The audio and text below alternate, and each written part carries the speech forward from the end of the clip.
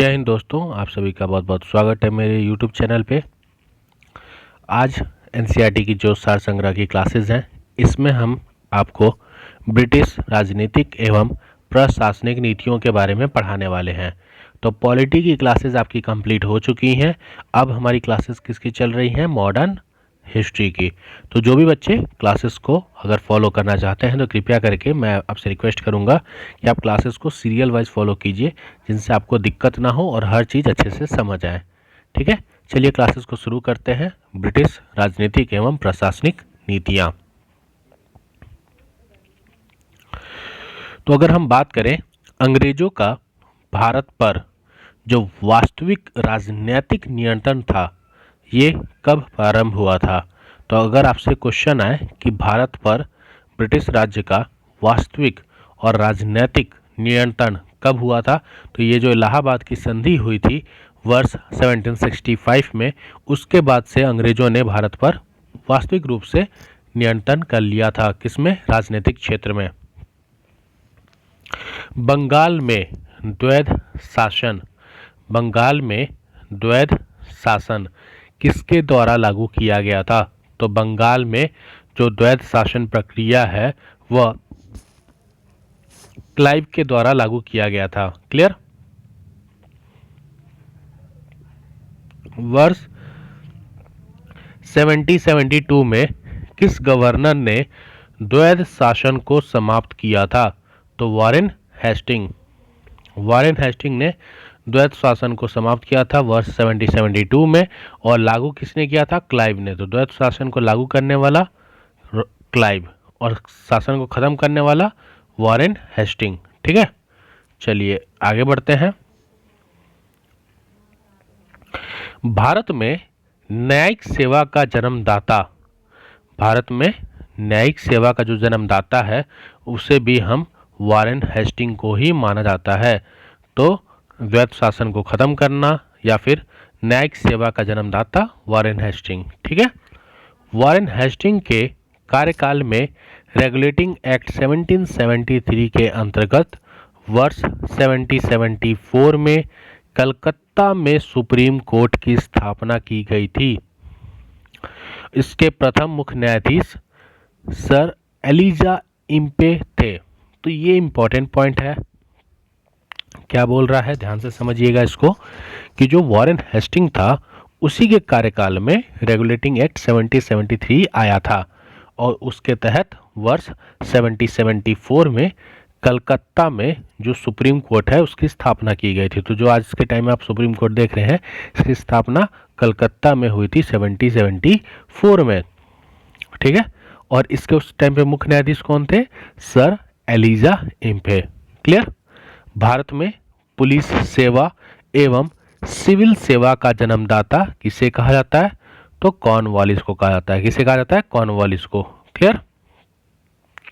तो भारत में पुलिस सेवा और सिविल सेवा का जन्मदाता हम कॉर्नवालिस को कहते हैं। बाकी 1773 regulating act, supreme court Calcutta, प्रथम न्यायाधीश सर एलिजा इम्पे थे। ठीक है, न्यायिक सेवा का जन्मदाता वॉरेन हेस्टिंग। आगे अगर हम बात करें तो वर्ष 1863 में प्रथम भारतीय ICS अधिकारी बनने का गौरव किसे प्राप्त हुआ था? तो सत्येंद्र नाथ टैगोर। याद रखिएगा, सत्येंद्र नाथ टैगोर, एस टी टैगोर, ये भारत के प्रथम ICS अधिकारी बने थे वर्ष 1863 में। क्लियर? अगर हम बात करें ब्रिटिश भारत में लोक सेवा संबंधित जो आयोग थे उसके बारे में, तो पहले हम आयोग देखेंगे, फिर वर्ष और उसके गवर्नर जनरल के बारे में भी हम बात करने वाले हैं। ठीक है, चलिए सबसे पहले जो था वह एचिंग संघ आयोग था वर्ष 1886। इसके गवर्नर जनरल थे डफरिन। तो डफरिन कौन सा? एचिंसन आयोग। फिर आता है इस लिटंगन आयोग, कैसा कैसा नाम रखा है, 1912।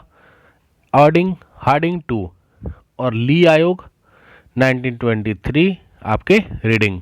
ठीक है, तो बस आपको थोड़ा सा ये ध्यान रखना है, बाकी वैसे पूछा नहीं जाएगा उतना।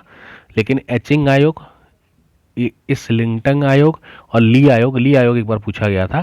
तो 1923 रीडिंग याद रखिएगा, ठीक है। भारत सरकार अधिनियम 1935 के अंतर्गत संघीय लोक सेवा आयोग के गठन का प्रावधान किस आयोग के सुझाव पर किया गया था? भारत सरकार जो अधिनियम है 1935, उसके अंतर्गत जो संघीय लोक सेवा आयोग है उसके गठन का जो प्रावधान है वह किस आयोग के सुझाव पर रखा गया था? तो वह ली आयोग है। इसीलिए मैंने कहा था ली आयोग थोड़ा सा इंपॉर्टेंट है। क्लियर? भूमि सुधार के उद्देश्य से भारत में अस्थायी बंदोबस्त की प्रणाली किसके द्वारा लागू की गई थी? तो भूमि सुधार के उद्देश्य से भारत में जो स्थायी बंदोबस्त है उसका उस प्रणाली को किसके द्वारा लागू की गई थी? तो कॉर्नवालिस के द्वारा। ठीक है, कॉर्नवालिस स्थायी बंदोबस्त भूमि सुधार के उद्देश्य से। ली आयोग भारत सरकार अधिनियम 1935 संघीय लोक सेवा आयोग के गठन का प्रावधान। भारत में आगे बात करते हैं। भारत में साम्राज्य विस्तार के उद्देश्य से सहायक संधि प्रणाली की शुरुआत किसके द्वारा की गई थी? तो ये आपके वेलेजली के द्वारा। तो वेलेजली के द्वारा भारत में साम्राज्य विस्तार के उद्देश्य से सहायक संधि प्रणाली की शुरुआत की गई थी। क्लियर? सहायक संधि स्वीकार करने वाला जो प्रथम राज्य था वो आपका हैदराबाद 1798 का।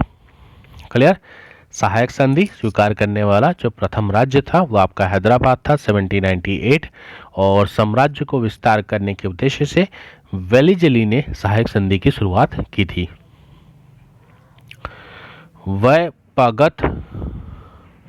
वैपगत का सिद्धांत या फिर राज्य हड़प नीति, जिसे हम डॉक्ट्रिन ऑफ लैप्स कहते हैं, ये किसके द्वारा लागू किया गया था? तो डलहौजी के द्वारा। तो डलहौजी के द्वारा डॉक्ट्रिन ऑफ लैप्स, जिसे हम राज्य हड़प नीति कहते हैं, ये लागू की गई थी। आगे बात करें अगर हम राज्य हड़प नीति, जिसे हम डॉक्ट्रिन ऑफ लैप्स कहते हैं, में कहा गया है कि ऐसे राज्य जिनका निर्माण अंग्रेजों के सहयोग से हुआ है उन्हें राज्य के उत्तराधिकारी के लिए गोद लेने का अधिकार नहीं प्राप्त होगा। तो यहाँ पे क्या बोल रहा है कि राज्य हड़प नीति जो डॉक्ट्रिन ऑफ लैप्स थी उसमें ऐसा राज्य जिसका निर्माण अंग्रेजों के सहयोग से, मतलब अंग्रेजों ने सहयोग किया था उसके निर्माण के लिए, तो ऐसे राज्य के जो उत्तराधिकारी होंगे वह गोद लेने वाले जो बच्चे होंगे उनको स्वीकार प्राप्त नहीं होगा। मतलब आप गोद लेके उससे अपने राज्य का उत्तराधिकारी नहीं बना सकते हैं। किस रिपोर्ट के आधार पर डलहौजी ने अवध का अधिग्रहण किया था? तो आउट्रम रिपोर्ट। आउट्रम रिपोर्ट के हिसाब से डलहौजी ने अवध का अधिग्रहण किया था। यहाँ पर कुछ राज्य वर्ष दिए गए हैं जिसके हिसाब से अधिग्रहण किए गए राज्यों के बारे में बताया गया है। सबसे पहले सतारा वर्ष 1848 में अधिग्रहण, जैतपुर 1849, संभलपुर 1849, बघाट 1850, उदयपुर 1852, झांसी की बात करें तो 1853, नागपुर 1854 और अवध की बात करें तो 1856 में इसका अधिग्रहण किया गया था। आगे बात करते हैं मास्टरली इनएक्टिविटी, चतुराईपूर्ण निष्क्रियता, जिसे हम मास्टरली इनएक्टिविटी की नीति कहते हैं, इसका संबंधित, ये किससे संबंधित है? जॉन लॉरेंस से। तो मास्टरली इनएक्टिविटी जॉन लॉरेंस, याद रखिएगा।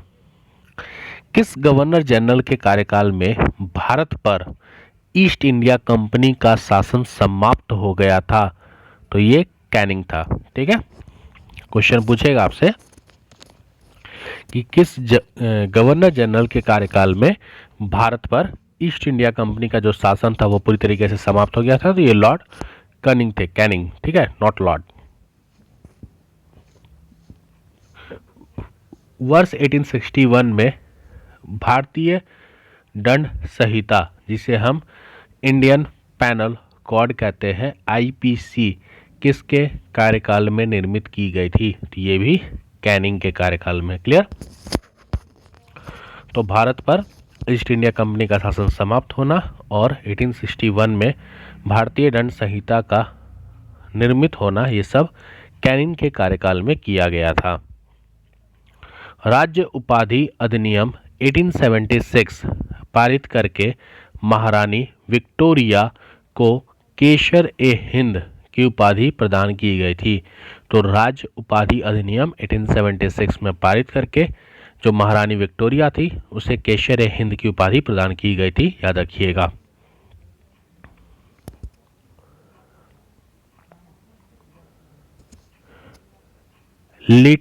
लिटन के कार्यकाल में किस अकाल आयोग का गठन किया गया था? लिटन के कार्यकाल में किस अकाल आयोग का गठन किया गया था?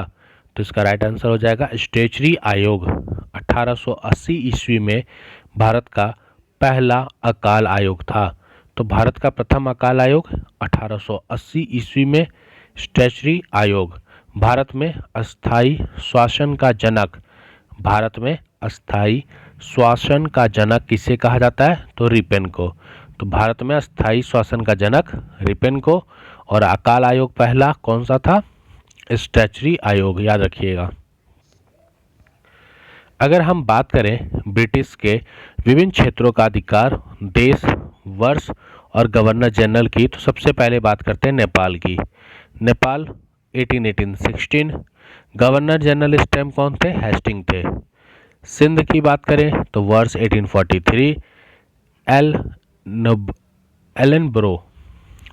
भूटान की बात करें 1865 लॉरेंस। और ब्रह्मा की बात करें तो 1885 ये डफरिन थे। ठीक है, तो हमने ब्रिटिश काल के जो विभिन्न क्षेत्र थे उन पर जो अधिकार और उनके जो गवर्नर जनरल या वाइसराय थे उनके बारे में हमने इस चीज़ को पढ़ लिया।